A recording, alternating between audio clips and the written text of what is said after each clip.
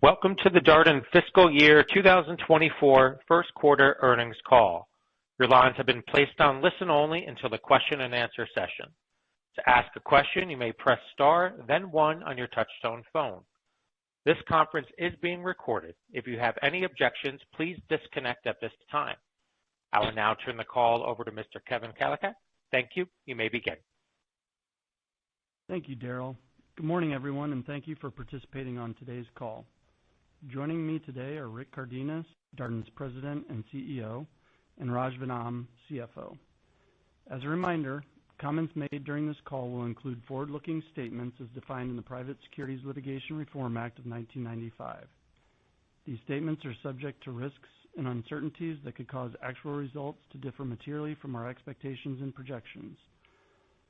Those risks are described in the company's press release, which was distributed this morning, and in its filings with the Securities and Exchange Commission. We are simultaneously broadcasting a presentation during this call, which is posted in the Investor Relations section of our website at darden.com. Today's discussion and presentation includes certain non-GAAP measurements, and reconciliations of these measurements are included in the presentation. Looking ahead, we plan to release fiscal 2024 second quarter earnings on Friday, December 15th, before the market opens, followed by a conference call. During today's call, any reference to pre-COVID when discussing first quarter performance is a comparison to the first quarter of fiscal 2020.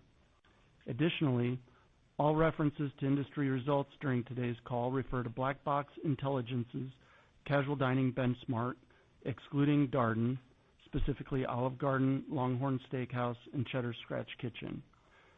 During our first fiscal quarter, industry same-restaurant sales increased 0.9%, and industry same-restaurant guest counts decreased 4.2%. This morning, Rick will share some brief remarks on the quarter, and Raj will provide details on our financial results. Now, I'll turn the call over to Rick. Good morning, everyone. Thanks, Kevin. We had a strong quarter as we continue to outperform the industry benchmarks for same-restaurant sales and traffic. For the quarter, total sales were $2.7 billion, an increase of 11.6%, and adjusted diluted net earnings per share were $1.78. We also opened 10 new restaurants in 9 different states during the quarter. Our ability to drive profitable sales growth is a testament to the strength of our business model and adherence to our strategy. We continue to strengthen and leverage our 4 competitive advantages of significant scale, extensive data and insights, rigorous strategic planning, and a results-oriented culture, while our restaurant teams remain intensely focused on executing our back-to-basics operating philosophy anchored in food, service, and atmosphere. This focus on being brilliant with the basics continues to drive strong guest satisfaction. In fact, our internal guest satisfaction metrics remain at or near all-time highs across all our brands. Additionally, several of our brands continue to rank number 1 among major casual dining brands in key measurement categories within Technomic's industry tracking tool, including Longhorn Steakhouse for food quality and taste, and Cheddar's Scratch Kitchen for value. Our team members bring our brands to life each day, and we know engaged team members are vital to creating great guest experiences. That's why our brands are focused on leveraging their unique cultures to strengthen team member engagement.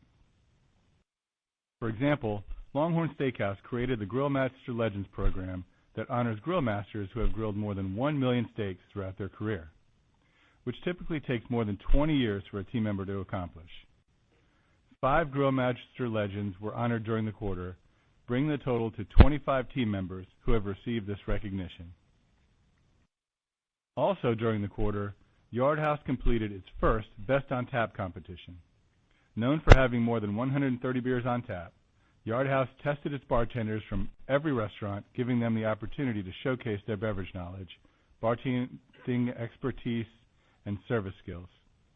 Congratulations to this year's winner, Alyssa Hurley from the Yard House in Willow Grove, Pennsylvania, who was named Best on Tap. Programs like these give us an opportunity to celebrate team members who play a critical role in the guest experience and who serve as torchbearers for their brand's culture. One of the most significant ways our brands drive culture is through their annual leadership conferences, which provide the opportunity to get in front of every general manager and managing partner across all our restaurants to discuss the plans for the year and generate excitement among our operators. I was pleased to see the high levels of engagement and strong alignment on what our restaurant teams must do to continue creating exceptional guest experiences across each of our iconic brands. To further strengthen our brands, we are focused on highlighting what makes each one unique. That's why, when it comes to marketing, any activity our brands undertake is evaluated through 3 filters. First, it needs to elevate brand equity by bringing the brand's competitive advantages to life. Second, it should be simple to execute. We will not jeopardize all the work we have done to simplify operations, which allows our teams to consistently deliver memorable guest experiences. And finally, it will not be at a deep discount. We are focused on providing great value to our guests, but doing so in a way that drives profitable sales growth. A great example of this activity was the Capital Grille's Generous Pour event that took place during the quarter. This specially curated wine experience allows guests to sample award-winning wines that pair with items on the Capital Grille menu. And in the second quarter, Olive Garden is bringing back Never Ending Pasta Bowl, which brings to life its competitive advantage of never-ending, abundant, craveable Italian food. Olive Garden's eClub members received a special invitation to begin enjoying NEPB this week. This guest favorite returns for everybody on Monday and will be offered at the same price point as last year. Turning to Ruth's Chris. Since the day we announced the completion of the acquisition, we have been guided by 3 key objectives. First, we want to preserve the team member experience and the brand's unique culture. Ruth's Chris has many long-tenured team members, and we are committed to ensuring this is a people-focused process. The team is engaged, and we have strong buy-in across the executive and operations leadership levels, all of which helps ensure a smooth transition. Next, we want to maintain and even strengthen the guest experience. Ruth's Chris is an incredibly strong brand, and it ranks as one of the top brands across multiple metrics within Technomic's industry tracking tool. We now expect to realize more synergies than we originally anticipated, and we plan to reinvest some of them in the guest and team member experience. Raj will provide more details during his remarks. And last, we want to successfully migrate Ruth's Chris onto the Darden platform. The team leading the integration is wrapping up the planning stage, and we're about to embark on the hardest part, the actual conversion to new systems and processes. We know that it's not easy, which is why we plan to complete it in phases over the next 9 months to limit disruptions as much as possible. Looking across our entire portfolio, I am pleased with the quarter. Our strategy is working.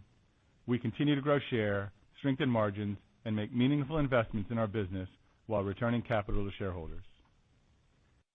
And while I'm proud of our continued success, there is a larger purpose to what we do, and that is to nourish and delight everyone we serve, not just within the 4 walls of our restaurants, but in the communities that our guests and team members call home. September is Hunger Action Month, and we are uniquely positioned to help fight hunger.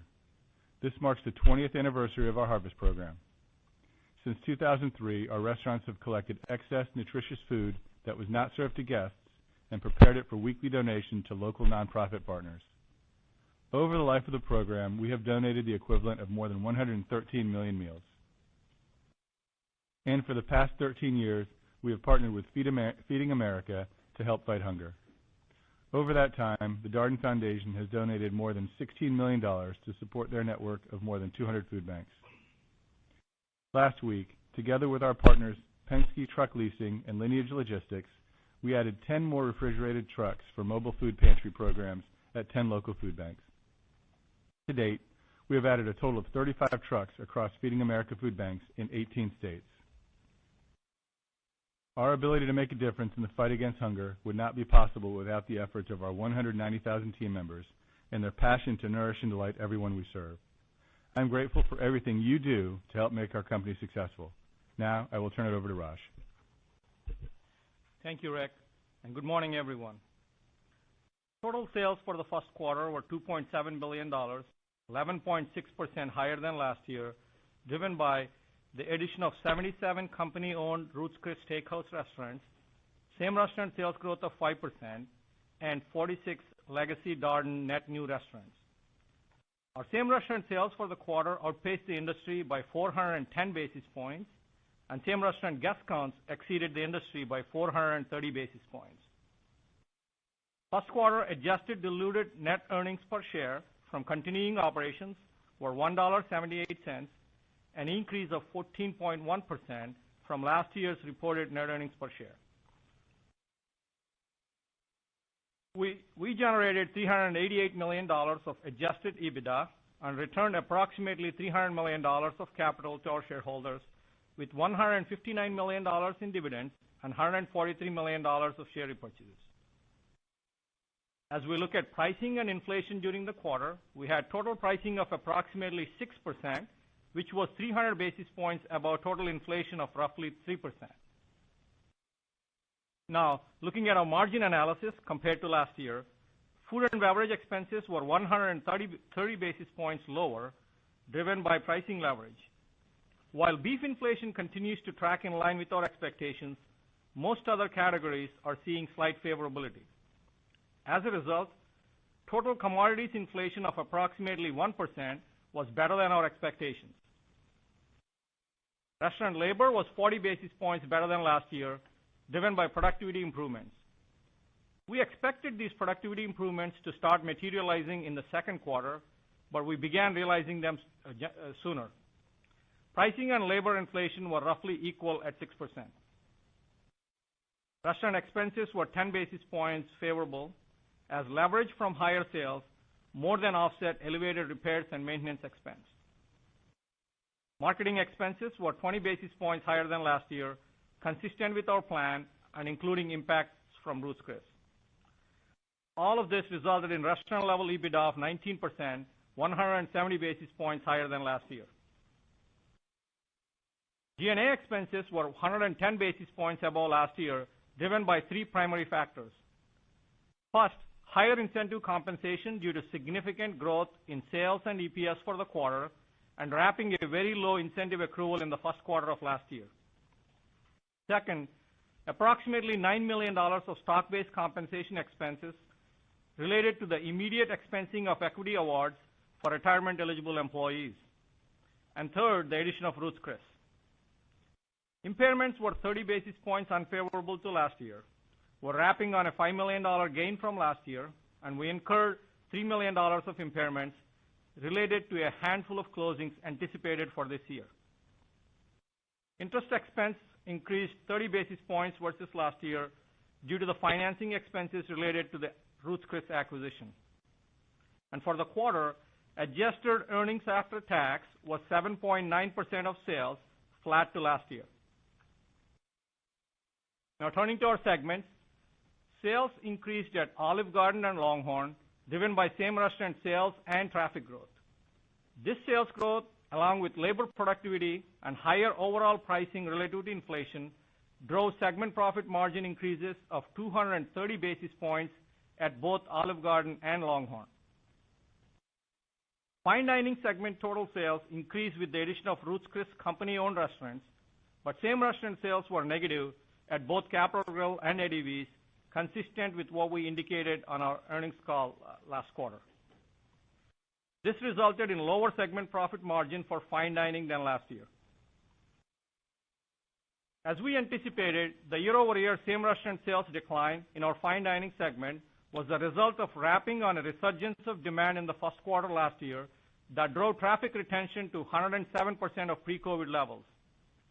Fine dining traffic retention in the first quarter of this year was 100% of pre-COVID levels, more in line with the retention levels for the prior 3 quarters. The other business segment increased sales driven by positive same-restaurant sales and the addition of Ruth's Chris franchised and managed locations royalty revenue, resulting in 140 basis points of segment profit margin growth. As a reminder, all of our franchise operating results are included in the other business segment. Now I'd like to provide an update on Ruth's synergies. As Rick mentioned, we've identified more synergies than we had initially expected and are choosing to reinvest some of them in the guest and team member experience at Ruth's Chris. Previously, we anticipated $20 million in annualized run rate synergies. We now expect approximately $35 million of gross run rate synergies and other cost savings, and we anticipate investing approximately $10 million into the business, resulting in annualized net run rate synergies of approximately $25 million. And for fiscal 2024, we now expect approximately $12 million of net synergies. Finally, as shared in the press release distributed this morning, we are reiterating our full-year financial outlook for fiscal 2024. Our outlook still anticipates adjusted diluted net earnings per share from continuing operations of $8.55 to $8.85, including Ruth's Chris operating results, but excludes approximately $55 million of pre-tax transaction and integration-related costs. And with that, we'll take your questions. Thank you. We will now be conducting a question-and-answer session. If you would like to ask a question, please press star one on your telephone keypad. A confirmation tone will indicate your line is in the question queue. You may press star two if you would like to remove your question from the queue. For participants using speaker equipment, it may be necessary to pick up your handset before pressing the star keys. We ask that you please limit yourself to one question and one follow-up question. One moment, please, while we poll for your questions. Our first questions come from the line of Andrew Charles with TD Cowen. Please proceed with your questions. Great, thank you.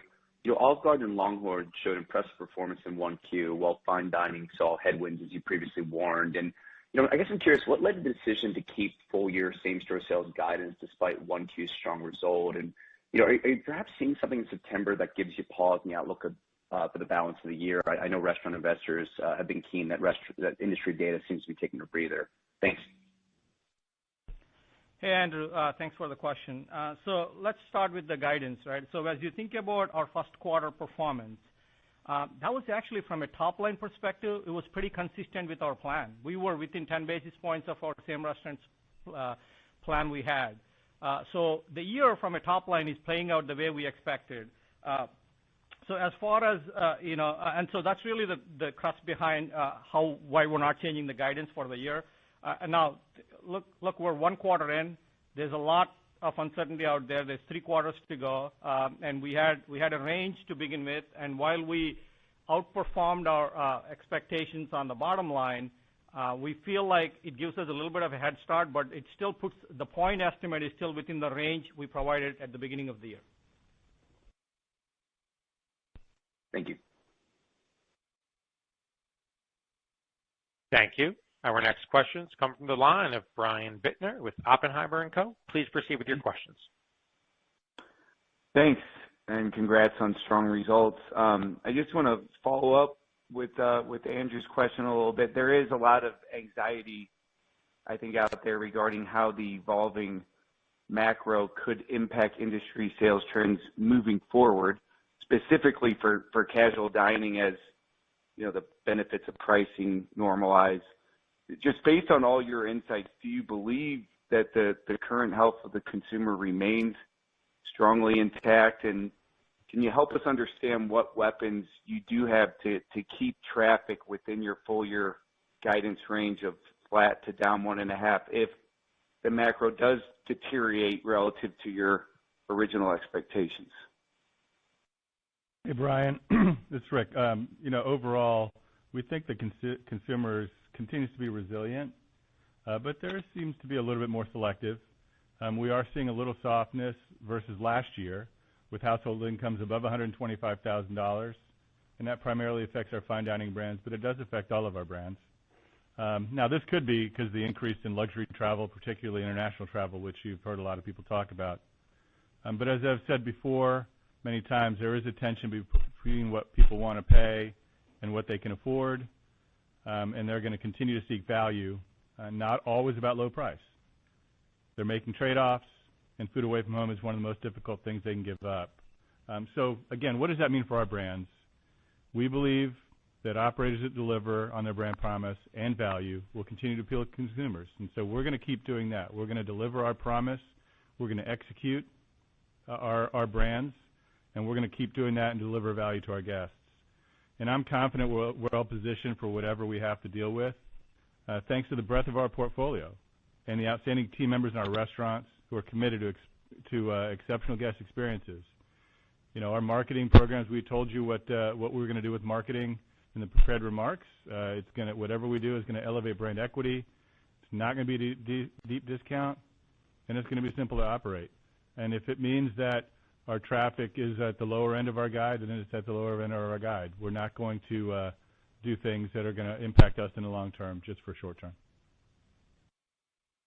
Thanks for that, Rick. And Raj, just my follow-up is on the commodity costs.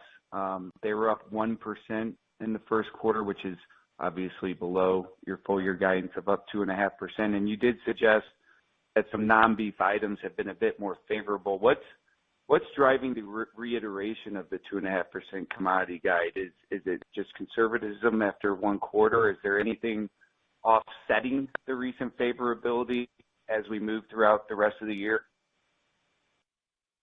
Yeah, Brian. So if you think about our inflation expectation for the first quarter, we were about a point better than we thought, mostly driven by, as I mentioned in my prepared remarks, other categories. The beef is still a lot of uncertainty around beef. And you saw from our coverage that we don't have a lot of coverage beyond, especially as we get into the holidays and past. So there's some uncertainty around it. Now, that favorability in the first quarter helps us a little bit. So what that might mean is that we might be a little bit lower, in that guidance range we provided of approximately 2.5. So maybe it's a little bit south of that. But there's 3 more quarters to go, and beef is really, there's a lot of risk with beef. So. Okay. Hey, thanks, guys. Thank you. Our next questions come from the line of Eric Gonzalez with KeyBanc Capital Markets. Please proceed with your questions. Hey, thanks, and good morning. My question's about the guidance as it relates to Olive Garden, and specifically I'm curious how you're thinking about the second quarter, which is typically a seasonal low volume period for the industry. Historically, there's been a bit of a step down in revenue in Olive Garden from 1Q to 2Q, but last year was a little bit different with the return of the Pasta Bowl. So perhaps you can help us think about how to model that second quarter relative to your guidance and your own expectations, and whether you see that fiscal second quarter revenue increasing or decreasing sequentially. Thanks. Look, I think we don't expect a huge quarter to quarter sequential change. Obviously, we are relaunching Never Ending Pasta Bowl. That does help, and that's part of the reason why we do it in the second quarter, is with the back to school, and there's a little bit of a lull and a slowdown in the casual dining, and that's really the time frame. And basically, that's within our range. I mean, I think as we look at last year to this year, there's going to be some nuances with respect to pricing being a little bit lower as we get into the second quarter than first quarter. But I don't want to contemplate exactly what it's going to look quarter to quarter. Fair enough. Thanks. Thank you. Our next questions come from the line of Brian Harbour with Morgan Stanley. Please proceed with your questions. Yeah, thank you. Maybe just on the risk synergies, what were some of the additional things that you found? And then when you talk about reinvesting, would that primarily kind of be in staffing, or are you also referring to kind of food and menu? Where would we kind of see that impact? Yeah, so root synergies, generally where we're getting them is, between both the entire supply chain as well as in the G&A, right? So we initially started with an estimate. As we go through the year, we're finding that, as we are now in the process, we've been able to identify more, and it's in both places. So from an investment perspective, we have a long history of investing in the guest and team member experience across our brands. And so we're investing some of these additional synergies and cost savings in a similar manner, with investments that the Roots guests and team members will notice and appreciate. Okay, thank you. Raj, also just with your prior comments about kind of G&A for the year and kind of the quarterly progression, is that still kind of valid? It sounds like maybe that some piece of stock-based comp was one time in the first quarter, but could you just comment on kind of the G&A outlook? Yeah, sure. Yeah, as we mentioned a couple of things, right? G&A was higher than we expected for the first quarter. Part of that was driven by our performance on the bottom line. I mentioned earlier that while sales were more in line, we did outperform on the bottom line. That caused a little bit more incentive comp. And then stock-based comp, that is truly a one-time. I mean, that's more of a timing, but it's pulling forward some from future years, right? But as we look at the full year, G&A is likely be a little bit higher than what we talked about last quarter. So I think last quarter we talked about closer to 430. I would say at this point it's probably closer to 440 on the year. Okay, thank you. Thank you. Our next questions come from the line of David Tarantino with Baird. Please proceed with your questions. Hi, good morning. I was wondering, Rick, if you could talk about how you're thinking about unit growth for the next several years. And I know at one point you were trying to push unit growth towards the high end of your annual targets, and I'm wondering if that's still your desire, and perhaps, Raj, if you could give us an update on what you're seeing on returns and build costs, that would be helpful. Thanks. Hey, David. Yeah, thanks. In regards to development and unit growth, we do want to get to the top end of our long-term framework of 3% unit sales growth in new restaurants. As we've said in the past, there's still some permitting delays. We're seeing a little less on the utility connections and those kind of things, but it's still taking a little longer to get permits. We also are being a little selective, especially where inflation and costs have made the economics of the deals a little less attractive, and we generally like to have good margin of error with our projects. And so we've turned down a few projects that just because costs are a little higher than we wanted them to be.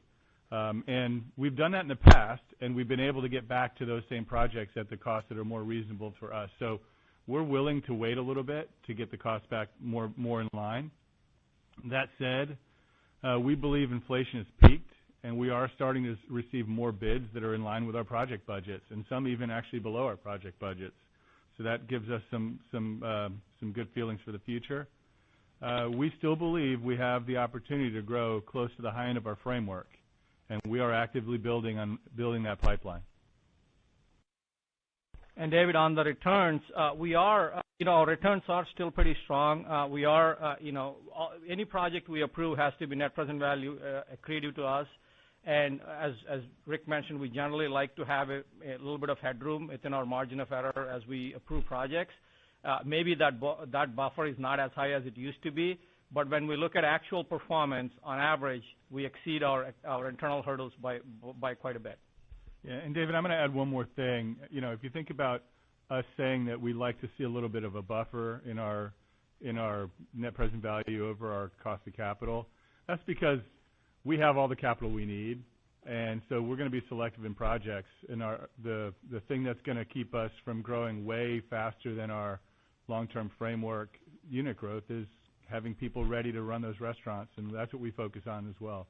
We're focusing on developing people, and we think we've got a great pipeline of people as well. Great. Thank you. Thank you. Our next questions come from the line of David Palmer with Evercore. Please proceed with your questions. Thanks. Just to follow up, this was asked before, but I'm not sure I quite got the answer. Given where food costs and roof synergies are coming in, we were surprised that you're not also increasing the low end of your EPS guidance for the fiscal year. What are the potential offsets to what we're seeing in terms of what looks like upside to your plan on the EPS and the EBITDA line? Yeah, David, I think it's a fair question, but we're just one quarter in, right? So there's 9 months to go. There's been mixed data on the consumer. We're trying to understand what's going to happen, and so we felt like it was too early to really come off of the range we provided. As I said earlier, our point estimate from the beginning of the year to now has moved up a little bit. I mean, that's because of our performance in the first quarter, but that doesn't mean we're outside the range. So we didn't feel like we're at a place where we needed to change the guidance range. And there's, so to your question around uncertainty, there are a few things. Biggest risk is obviously on the consumer, what happens with the consumer. Second is on the commodities. We're trying to understand what's going to happen, especially with beef. 22% of our basket is beef, so there's some risk there. Now, the pricing in beef has remained pretty high because of the supply being down in the mid-single digits. we're starting to see some additional imports that might help on the beef front, but it's too early. So I guess all things considered at this point, we felt like it was prudent to stay with the guidance we provided. And thank you for that. I know we're not going to give the game plan for the company in terms of marketing and ways that you might pivot, but I'm wondering, just generally speaking, if we're seeing the industry trend worse than the flattish type trend that would be consistent with your guidance given your current gaps and apps. If your traffic is down more than just modestly, or you see it going that way, how would you adjust? I mean, what are the ways, and Rick said you're not going to go deep discount route, but what ways do you think you would adjust with your major brands? And thank you. Yeah, David, you're right. We're not going to give you too much information on what we would do, but just understand that we believe that the best long-term health of our business is to keep our strategy of overall pricing below inflation, running better restaurants, and not getting into huge deep discounting to buy guests. We think that brings in the guests that just come in that are a little bit less core to our business, and we're going to continue to operate our restaurants to drive one more visit from our core guests. And if that means that others start doing some heavy discounting, we're going to stick to our strategy, and even if it means that it's a short term, it impacts us a little bit in the short term, because we think we'll be better off in the long term if we stay with where we're going. Okay, thank you. Thank you. Our next questions come from the line of Jeffrey Bernstein with Barclays. Please proceed with your question. Great. Thank you very much. Two questions. One, just on the competition. Rick, I know you were pretty clear that you're not keen to start being more aggressive with discounting. It doesn't benefit you long term, but are you seeing any changes in the broader competitive behavior? I think there are some that are concerned of an uptick in promos and discounting to drive traffic, especially with the commodity inflation easing. So contrary to your strategy, just wondering what you're seeing across the broader landscape. And then I had one follow-up. Yeah, Jeff. One thing, commodities might be easing, but labor is still pretty high. It's getting a little bit better, but even if commodities are deflationary, there's still net inflation, at least in our business, and I'm guessing in other businesses too. That said, we have seen a slight increase in promotional activity, but particularly with one bar and grill competitor, and in the family dining segment. We're really not seeing a whole lot of competitive increase in competitive activity in kind of the Olive Garden range and above, other than, as I said, that one bar and grill competitor that seems to be ramping up a little bit. Understood. That said, Olive Garden is usually one of the top brands in share of voice. So no matter what this competitive activity is and television activity, Olive Garden is usually one of the top few brands in share of voice. But our message is about more. Come to Olive Garden for more food, more value, more refills. And that's what we're talking about. And as I said, we'll stick to our strategy. And I tell you, that's reinforced Never Ending Pasta Bowl. So Never Ending Pasta Bowl is about never-ending, craveable, abundant Italian food at a great value, and it's right on our plan. We're doing exactly what we planned for at the beginning of this fiscal year with Never Ending Pasta Bowl. Nothing new. Gotcha. And then just to follow up, I know earlier you mentioned something about seasonality. I know you were referring specifically to fine dining relative to last year, but as you think about broader casual dining historically, I get the feeling, right, sales slow in September, post maybe a stronger summer and battling now back to school. But I feel like the past couple of years, there was a lot of pent-up demand post-COVID, and therefore maybe there was no seasonality. People were willing to go out even during this time frame, and therefore less seasonality. I'm just wondering, should we now expect a return to seasonality that maybe could explain if you were to see a slowdown in coming weeks? I'm just wondering how you kind of think about that if seasonality were to return, how you decipher whether it's traditional seasonality or a slowing consumer. Any thoughts there around that would be great. Thanks. Yeah, Jeff, we actually do think seasonality is getting back to historic trends. And the data we talked about for fine dining with getting back to kind of 100% of pre-COVID levels, we're seeing the same thing. I'm not saying at the 100%, but the same kind of trends back towards similar trends of pre-COVID levels now. Where last year we do think there was a little bit of pent-up demand. And so we're going to watch it. We're going to see what happens for the rest of this month and the rest of next month. But it appears like now we're getting much closer to what the seasonal patterns were. Thank you. Yep. Thank you. Our next questions come from the line of Joshua Long with Stephens. Please proceed with your questions.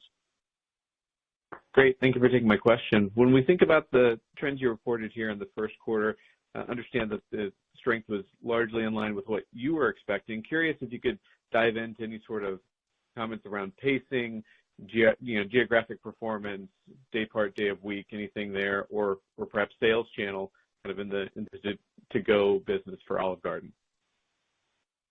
Yeah, Josh, I think from a geography perspective, we're seeing more, strength in New England, Northeast. We're seeing some softness, or at least below company average in California, Texas, and Florida when we look at the entire portfolio. Now, brand by brand, there's a little bit of variability, but when you look at across our portfolio, that's the areas where we're seeing in terms of regional differences. Most others are kind of in between, and so kind of closer to the company average, if you will.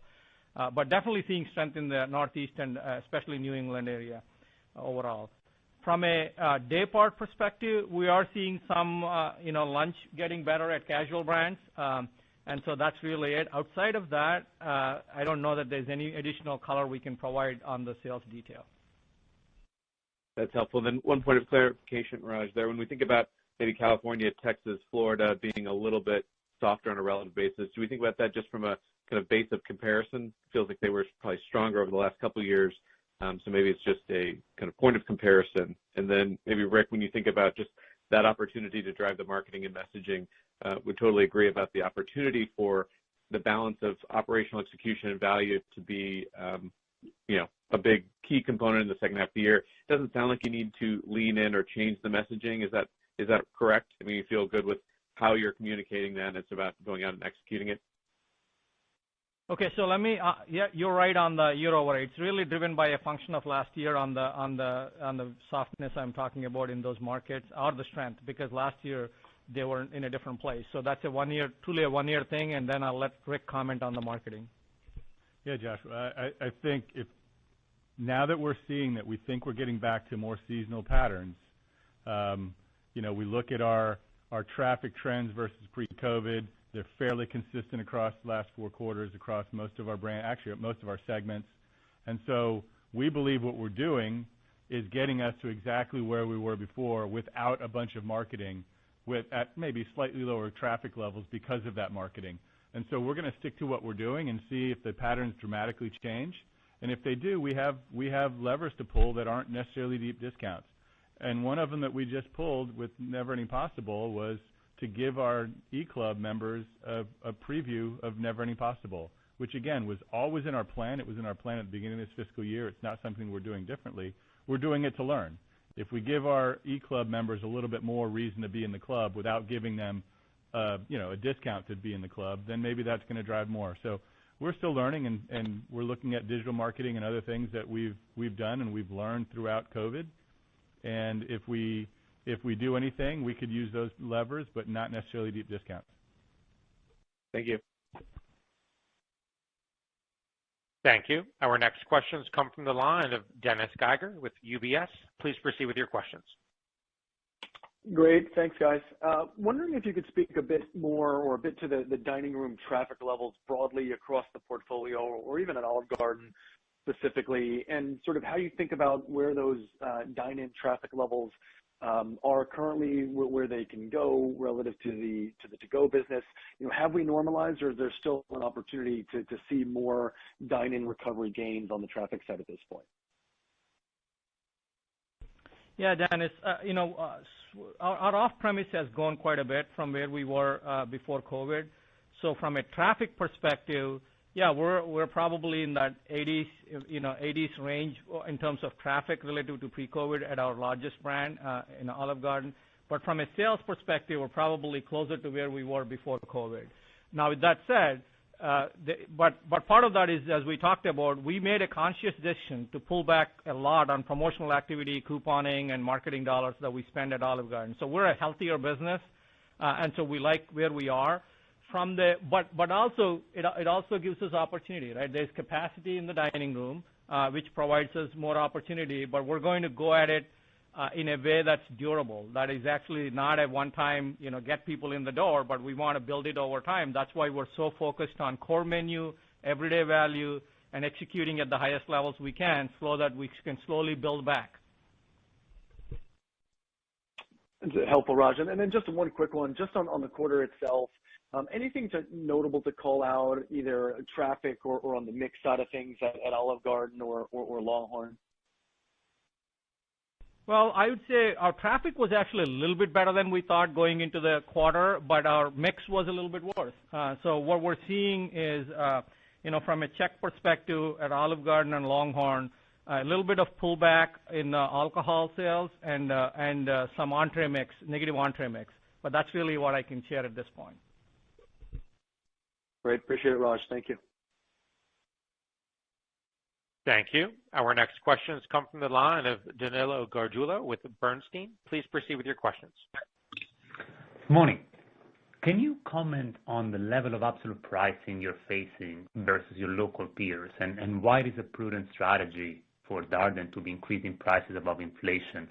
I know that you spoke several times about how you might deviate from pricing below inflation in specific periods, but why now is it a prudent strategy? So, Danilo, let me start with saying, where we are from a pricing standpoint. Our overall pricing in the quarter was about 6%, as we said. We expect the full year to be closer to, mid-threes, or maybe closer to 3 to 4, 3.5 to 4. With that said, when you look at where we are relative to pre-COVID, our pricing over that time frame is in that 17 to 18%, including this quarter that we just talked about is 18%. Where the peers are, on average, are about 600 to 700 basis points higher than us over that time frame, which means that we have created a gap. Now, most of our pricing this quarter is a wrap from pricing actions we took last year. In fact, I think that the impact from this year, the actions this year make up less than 10% of our total pricing. So the carryover from last year represents 3%. So overall, from a pricing strategy perspective, we feel like we're in a great place. We feel like we have created that gap to our competitors, and that gap is not going to get any narrower. We don't expect that when we end the year that, maybe quarter to quarter there may be tens of basis points of delta to our peers, but when we look at overall, we feel like we're going to be still ahead of competition. Part of that is because our inflation that we experience is better than most of our peers. And we try to target our own inflation in terms of how we price, but our inflation, because of our scale, ends up being generally much, much less than especially some of the local peers you're talking about. Extremely clear. Thank you, Raj. And one more question, if you don't mind. So can you comment on the pace of integration efforts, especially in the light of the new synergies that you have found? Do you think there is a potential to accelerate the full integration? And if so, is there any timing upside to the EPS accretion in fiscal 24 and 25? Hey, Danilo. As we mentioned earlier, we are finished the planning process, and we're about to embark on the hardest part, but it's only going to take us 9 months. So think about integrating, 80 owned and operated Ruth's Chris restaurants, thinking about the franchise systems, getting all of our operated restaurants on our point of sale system, on our payroll system, on all of the other systems. We don't want to go too much faster than 9 months, just because that's a lot of disruption in the restaurant. So we're going to pace it at the right level. We've already, as we've said, we've brought our synergy estimate up for this year from $5 to $10 million, I believe, to $12 million this year, about. And that includes reinvesting some of the synergies that we found. So that would tell you that we got a little bit faster, but we wanted to make investments just like we do in our other brands. So if we get even faster on some of the synergies, or we see that the synergies are even higher than we've just analyzed, then we may make more investments. And so we'll do what is right for the long-term health of the business, but we're not going to try to integrate too fast, and we're going to stay at our pace. Great. Thank you very much. Thank you. Our next questions come from the line of Jeff Farmer with Gordon Haskett. Please proceed with your questions. Great, thank you. Some big picture casual dining questions. So some of the NAP data, some of the other traffic source data show that casual dining traffic growth slowed in August, has slowed into early September. You guys are obviously taking a lot of market share, but again, bigger picture, from your perspective, what sort of consumer or macro factors are contributing most to that softening traffic trend for that casual dining consumer? Yeah, Jeff, I'm going to start with seasonality. As we've talked a couple of times, September is typically the low seasonal pattern. Last year it wasn't. The same thing with August. And so I would start by saying seasonal patterns are getting more back to normal. When you compare all of our segments to pre-COVID levels, the last 4 quarters, we've been pretty consistent. And so the other thing, as we've already mentioned, is there is the consumer is starting to have a little bit less confidence, and they're a little bit more selective. And so we're going to continue to work on what we've worked on. But I think that pricing in the industry may have caused a little bit of this, but we've been pricing well below the industry, and we feel good about where our pricing position is compared to everybody else, and we're just going to execute. All right, that's very helpful. And then just to follow up on pricing, so pricing 6% in 1Q. You guys are getting to that 3.5% to 4% for the full year 2024.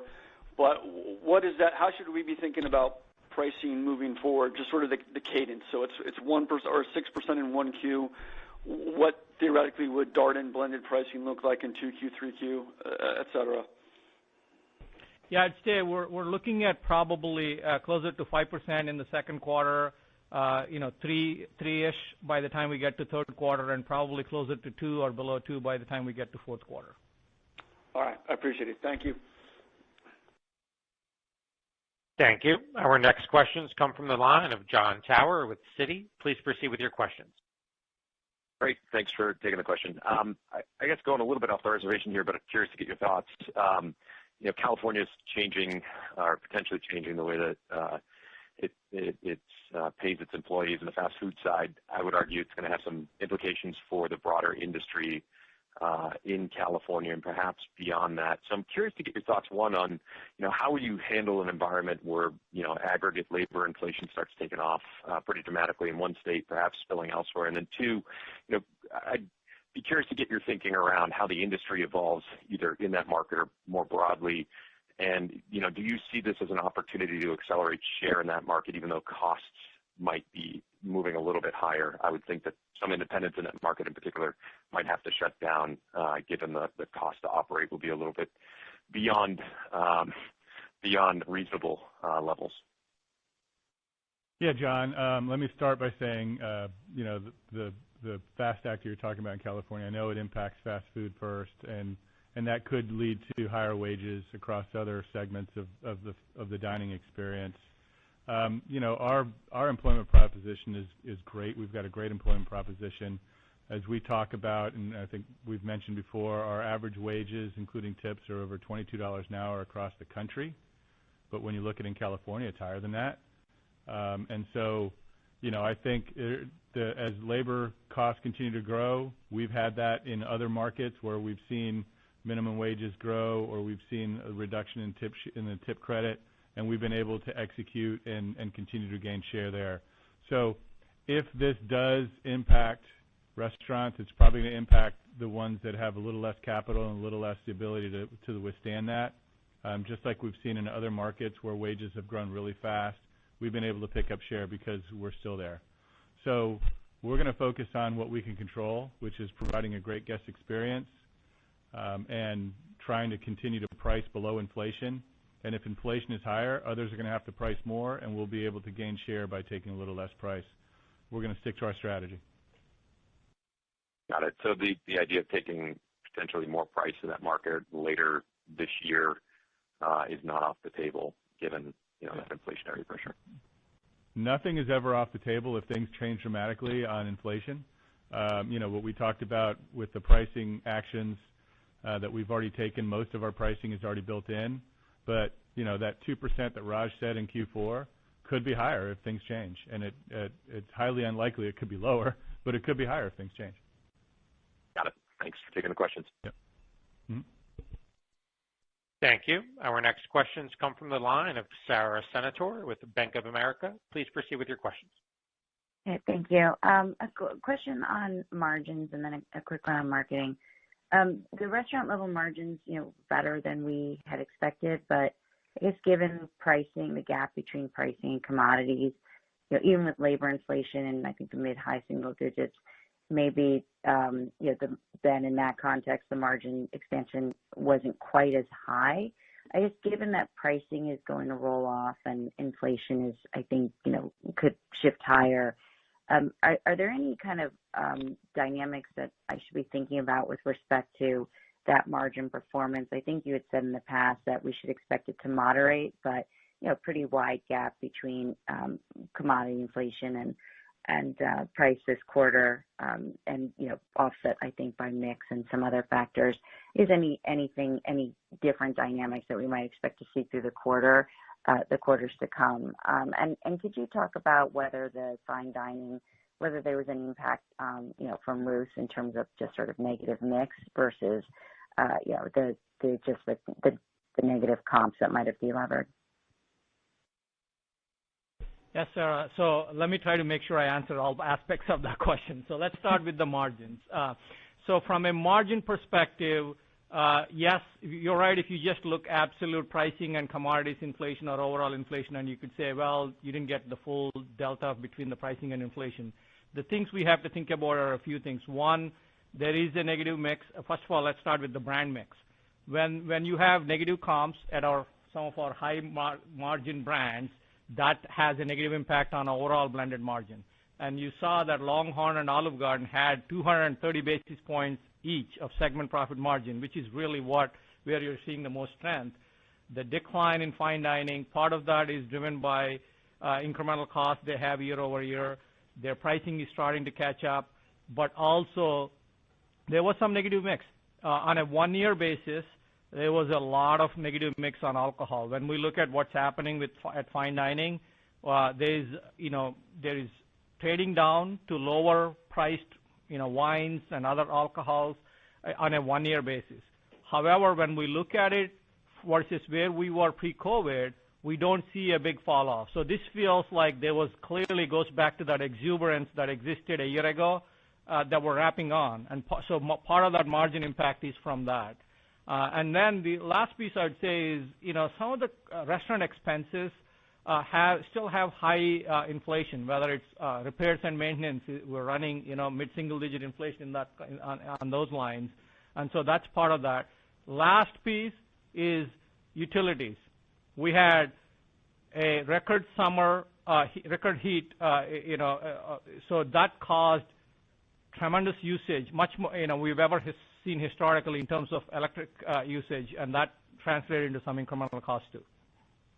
That's very helpful. You did hit all the parts, so thank you. And then just on the marketing, you said top line was pretty much as expected, maybe traffic a little bit better. You took up marketing as a percentage of revenues, by 20, 30 basis points. Could you just talk about kind of the returns you're seeing on that, in that context of in line or maybe a bit better traffic, how you're feeling about that ratio, versus going back to the lower one or edging it higher? Yes, Sarah. Our marketing versus prior year was up 20 basis points. About half of that was just Ruth's mix, so bringing Ruth's into the mix. Our marketing was a little bit higher, and the other 10th was already in our plan. So the plan performance included the 10th in marketing. So we believe we're getting an ROI on that, and we've learned during the COVID times we've been able to analyze marketing better, because when you completely eliminate it and you start adding back, you can really see the impact of it. Versus when you have a lot of it and you add a little bit, it's harder to see. So we're able to read the marketing much better and the ROIs in marketing, and we believe there is one. Thank you. Thank you. Our next questions come from the line of Peter Saleh with BTIG. Please proceed with your question. Great, thanks. I just wanted to come back to the conversation around menu mix. I think you mentioned, some declines in alcohol mix at some of the fine dining brands, but you also mentioned something similar at the core brand, some alcohol mix and entree mix that was a little bit less than you expected. Can you elaborate a little bit more on that, on what you're seeing? And is this the first time you've seen this pullback in this or change in consumer behavior since pre-COVID? Yeah, Peter, I would say on the casual brands, we're only seeing it at Olive Garden and Longhorn, and it's not alarming. What we're talking about is tens of basis points of negative mix. So it's not at a point where we're like, hey, we're missing check by quite a bit. But it's about, in an environment where you have a pricing in that 6% range, take example, the last quarter, to have maybe 50 basis points of negative mix, it doesn't feel like, it's a huge impact. But it was a little bit worse than we expected.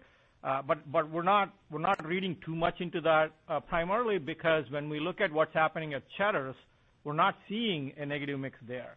So, and the other part of it is we have introduced some menu items that are, more at Longhorn, for example. We have some items that are better margin. Pricing difference there might be causing people to trade down, but it's not hurting our margin. So we're actually okay with that. Some negative entree mix we're seeing. So it's too early to draw too much into or to kind of read too much into this, this negative mix that we're seeing on the check at the casual brands. From fine dining, yeah, we truly believe it is a function of exuberance last year. We were seeing a huge positive mix last year, and that's going away. I mean, we've actually had that for 4 or 5 quarters until we got through to the second quarter of last year. And so now we're starting to things normalize, and this is, that's why when we wanted to look at it versus pre-COVID, and when we looked at it through that lens, we did not see any big drop-off at the fine dining. Thanks for that. And then, Rick, I think you mentioned that labor obviously is still inflationary, but has improved.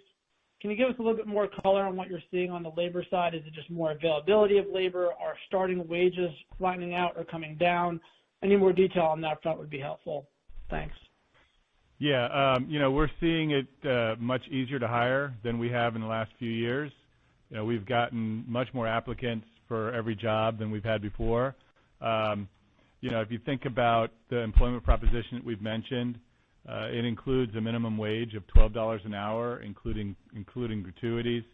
And as we're seeing, yes, wage inflation is up, but our starting wage inflation is lower than our overall inflation. So it seems like it's getting a little bit easier to hire people, and we don't have to, hire at such a high rate just to get people in the door. We're fully staffed. Our turnover is coming down.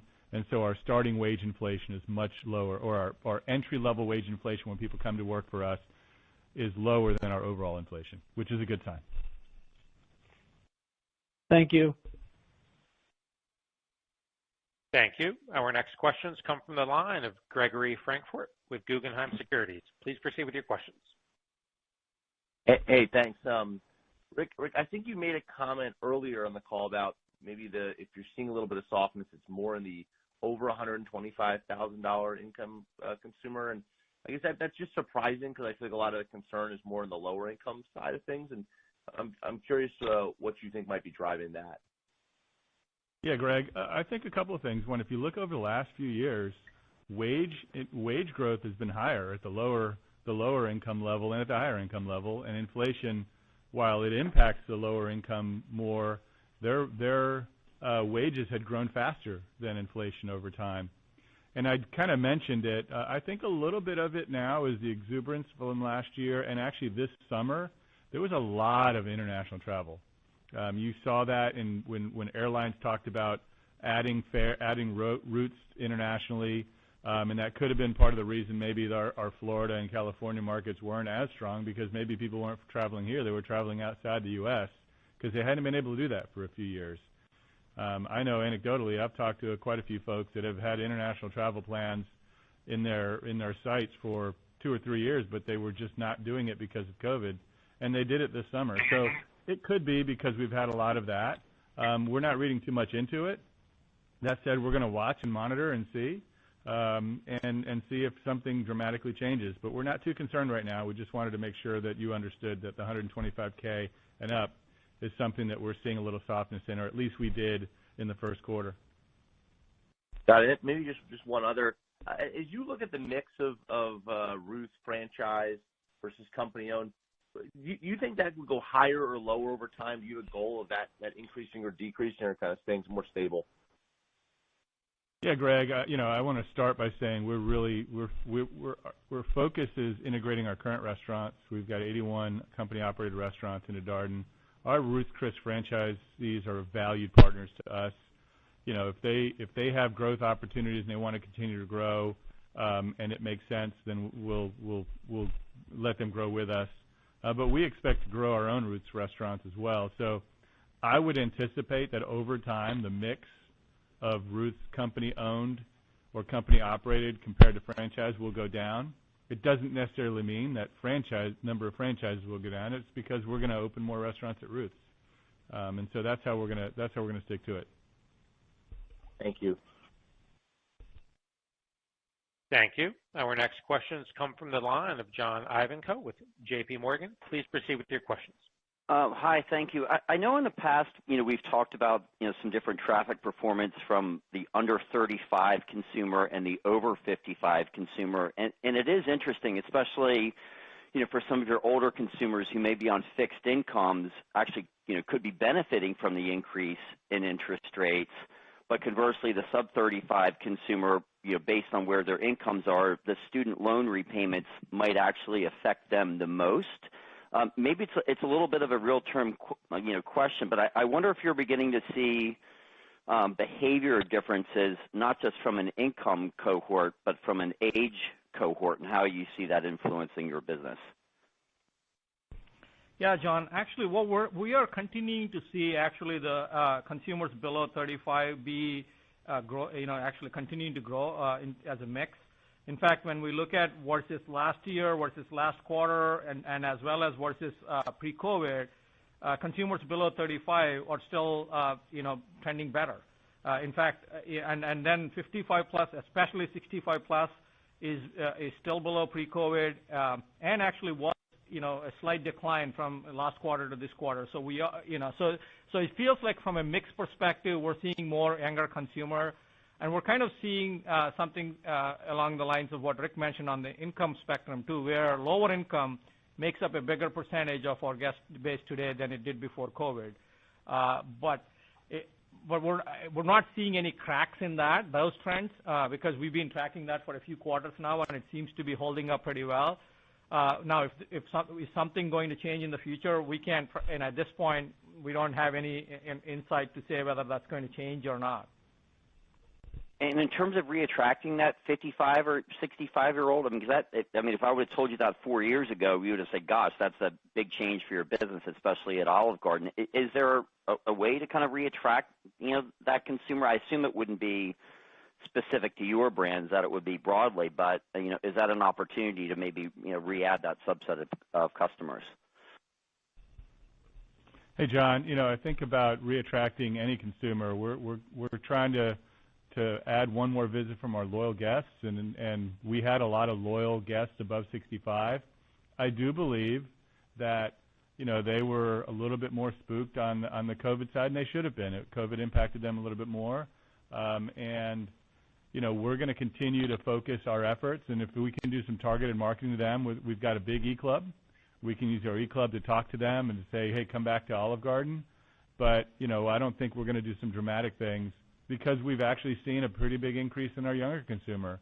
And I think if people would have asked us 5 years ago to say, hey, we don't have enough younger consumers, they would have thought, wow, I can't believe how many consumers you've had on the younger side. So we actually like that consumer. We think that consumer is going to be a strong consumer for us. But we value all of our customers, including those over 65, and we'd love to see them come back more frequently. Understood. And I want to clarify. Yeah, sure. And I want to clarify something I said to Greg.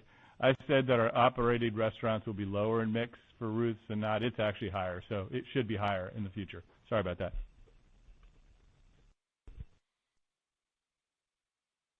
Thank you. Our next questions come from the line of Brian Vaccaro with Raymond James. Please proceed with your questions. Hi, thanks, and good morning. Just two quick data items. If you could you share what off-premise mix was for Olive Garden and LongHorn in the quarter? And I know it'll be in the 10-Q, but maybe also what was traffic for each of those brands in the quarter? Hey, Brian. So Olive Garden was about 22%, a little over 22, so that's about a couple points lower than where we were a year ago.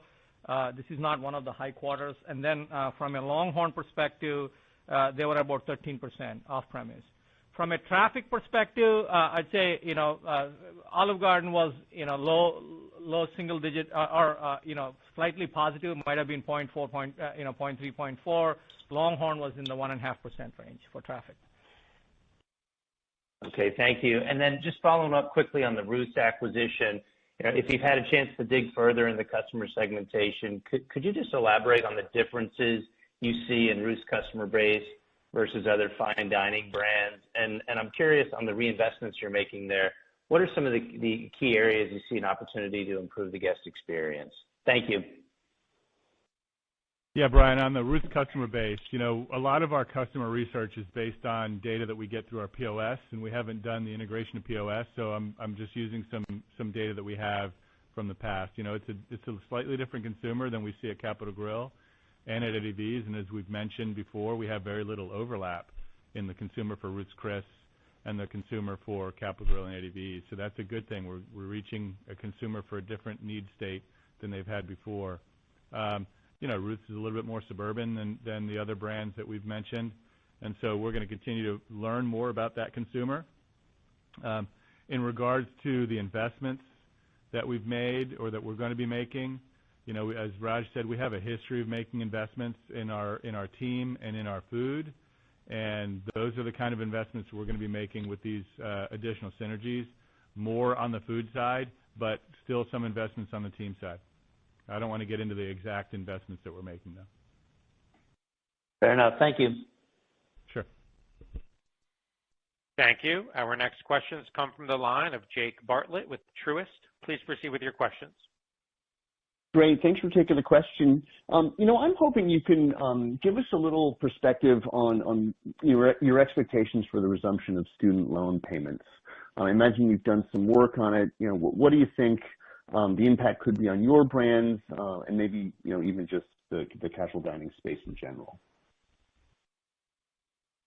Yeah, Jake. As we've said before, the restaurant industry is impacted really more by discretionary spending.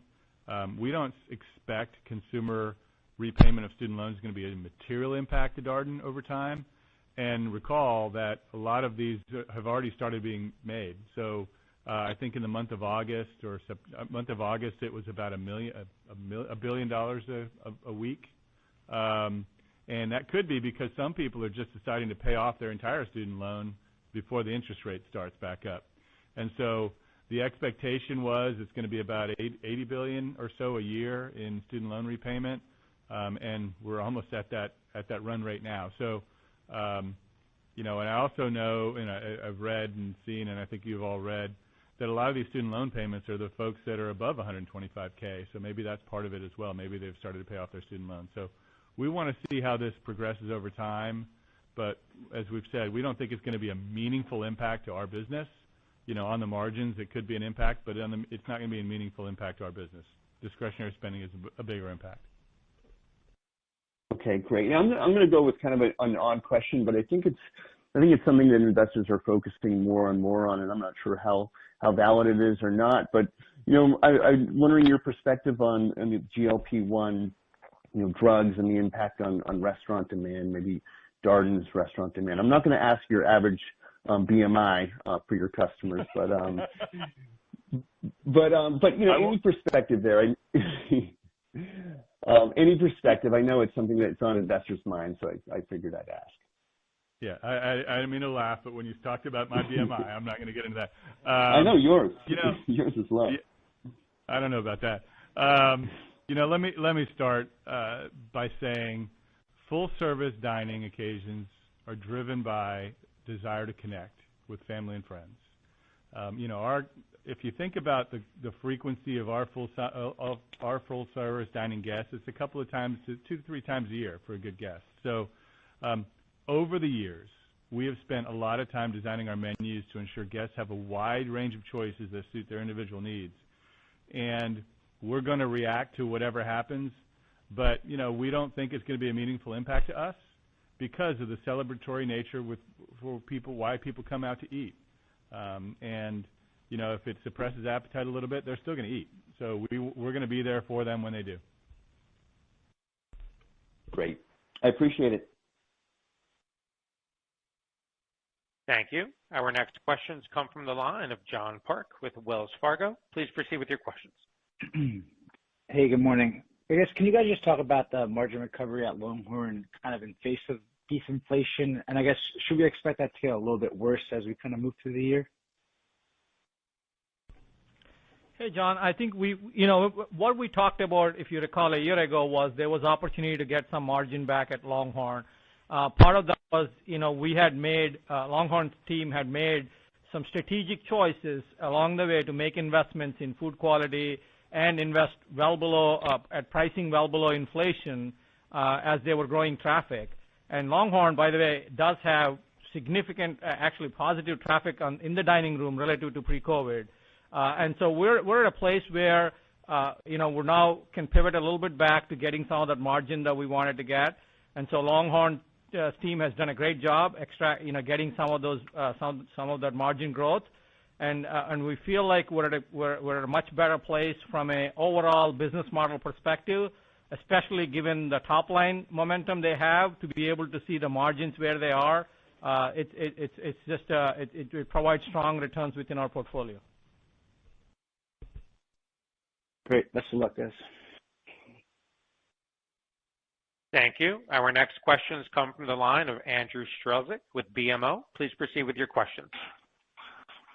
Hey, good morning. Thanks for taking the questions. I just had 2 quick ones for me. The first is on your commodity basket. It looks like you have less lock than you did with the last update. Now, I'm just wondering if that's typical, is it intentional, or are things getting a little bit more difficult there with those conversations with suppliers? So that would be the first question. The second one, on the off-premise numbers that you gave in terms of the mix, it sounds like you think that's seasonality or due to the kind of lower volume nature of the quarter. I mean, we know that delivery also is softening up a little bit across the industry. Do you think that there's more shifting to food at home or any other dynamics that might be at play there? Thanks. Okay, let me first start with the coverage. So, yeah, you pointed out we have about 55% coverage for the next 6 months, which is actually same as what we had a year ago, but a bit lower than what we would have had before COVID. In terms of,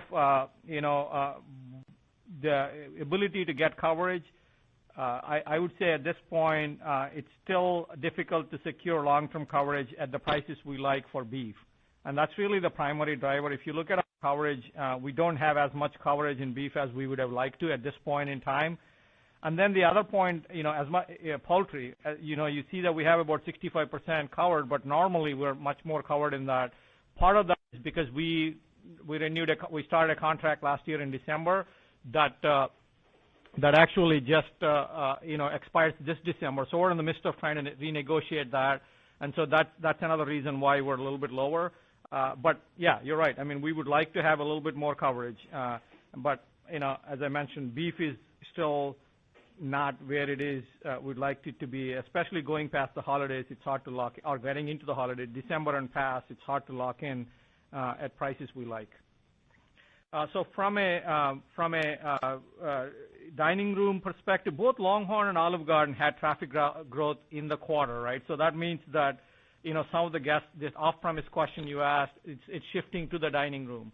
So we're not concerned because, yeah, off-premise was down a couple points at Olive Garden year over year, but that means the dining room grew by more than 2 points, and that's we're happy with that. We actually prefer to have to have guests in the dining room. Great. Thank you very much. Thank you. We have reached the end of our question and answer session. I would now like to turn the floor back over to Mr. Kevin Kalicak for any closing comments. Thank you. That concludes our call, and I'd like to remind you that we plan to release second quarter results on Friday, December 15th, before the market opens, with a conference call to follow.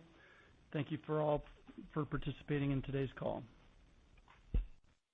Thank you. This does conclude today's teleconference. We appreciate your participation. You may disconnect your lines at this time. Enjoy the rest of your day.